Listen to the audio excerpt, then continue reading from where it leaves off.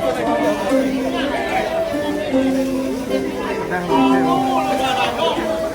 ို့ရင်တော့ကတော့ဒေသတိုင်းကြီးတော့ကလည်းအခုလိုပဲလဲပြီးနေနဲ့ရွတ်လဲပြီးတော့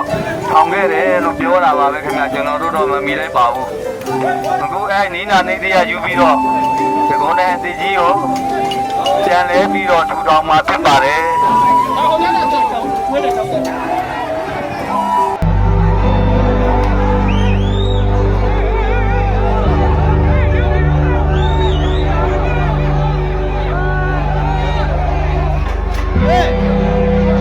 ရပြီ